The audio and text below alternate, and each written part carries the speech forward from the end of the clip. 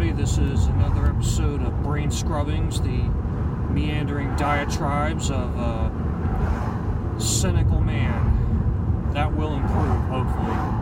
You gotta have some kind of snappy intro and some outro shtick that I haven't figured out quite yet, because there's so many of these things that it's impossible to watch them all and not be ripping somebody off who's done it better than you before, but fuck it, I'm gonna try.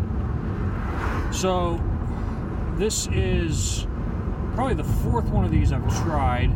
None of them have really stood up to snuff to be what I would hope to be the first episode.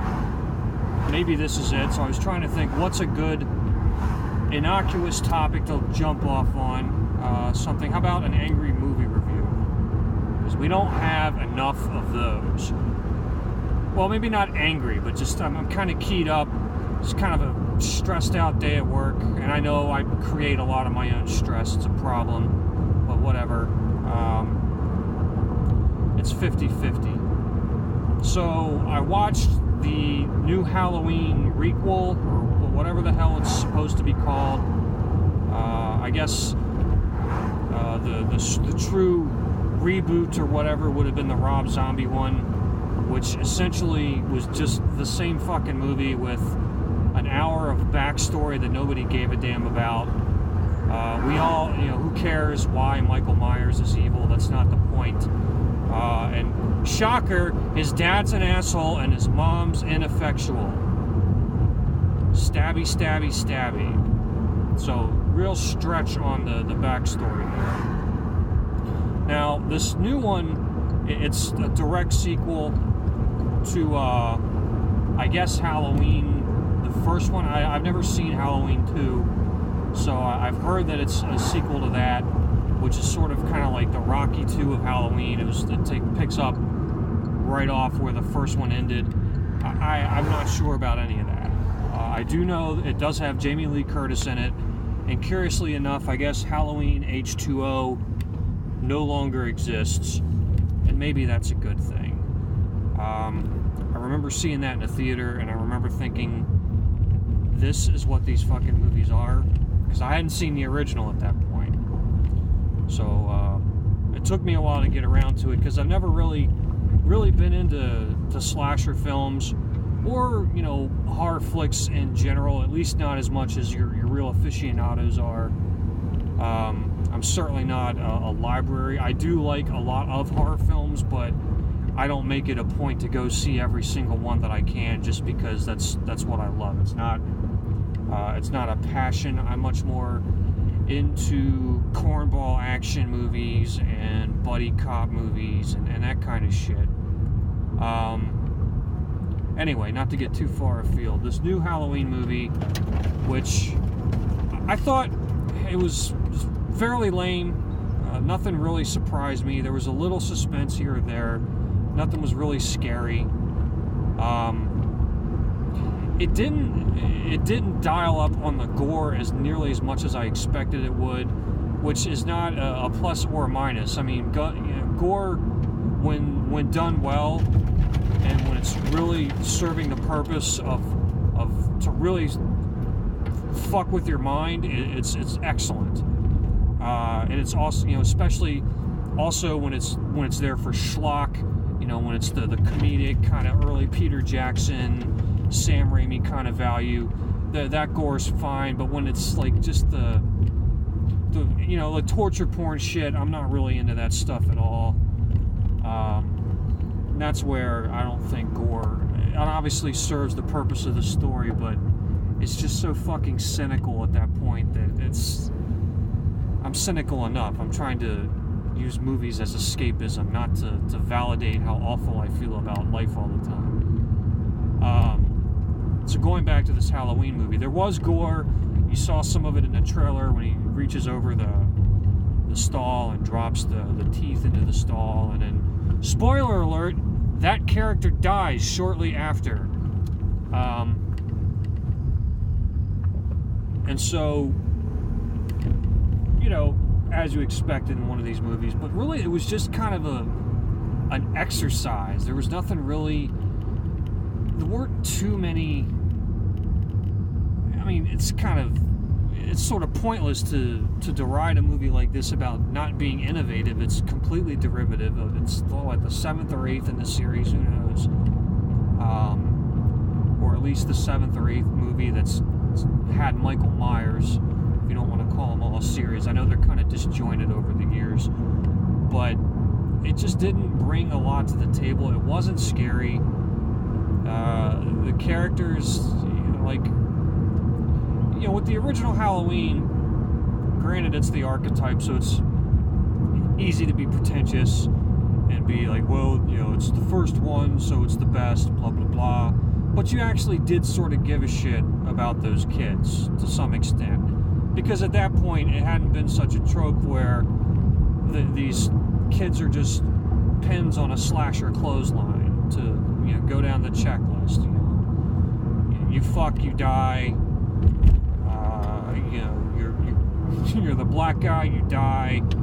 You're the jock guy, you die, etc. I mean, and this movie's pretty much more of the same. The rejected fat kid, he obviously has to get it. Hashtag me too. Oh, you made a move on a girl and she rebuffed you and left with no consequence to herself. You obviously deserve to die. Horribly. There was one pretty good part when he's first walking around, this crazy town. By that I mean it's really, I thought this was like small town America. It's supposed to be. They really fucking love their Halloween in Haddonfield. Just, they're running all over the place. There's all these extras. There's tons of people. And he's just sort of meandering through it. And of course, nobody pays attention to him because he's just a scary guy in a costume. And there's this long take where he goes in to one house and just, aces this lady in curlers. And it no cuts, follows him through the yard, or I can't remember exactly how it went, but up to another house where he kills another lady, and he's like, aha, kitchen knife. Now I'm ready for work. So that was pretty neat. I wouldn't say it's totally or completely innovative in the sense that, long takes have sort of become, the vogue thing ever since Alfonso Cuarón, the Children of Men dude. He really brought that back. I think Scorsese was one of the first that I remember seeing to really do that to almost to perfection, or to perfection, specifically in Goodfellas, the scene I'm thinking of. But so there's a long take scene, not to ramble too much. Almost like it's raining. Put the window up, and hopefully all that crazy wind doesn't fuck up the recording, and I'll have to do this again because I kind of want to just get my thoughts on this movie over with and get it out of my mind. It's really not that memorable. Of course Jamie Lee Curtis is in it, but it's not like, okay, so she's this tortured survivalist character now. And so you got, you check in on what, Laurie Strode's been doing and doing to her family over the years. She's a boozy, loner who's just a very motivated alcoholic, I must say, because she totally fucking Home Alone's out her house and pretty much turns it into this Rube Goldberg death trap for Michael Myers, which has an arsenal of firearms in the basement that they make a point of indicating. We have an arsenal of firearms in this basement, and there's only one way in and out of this basement with clear line of sight into this basement with firearms.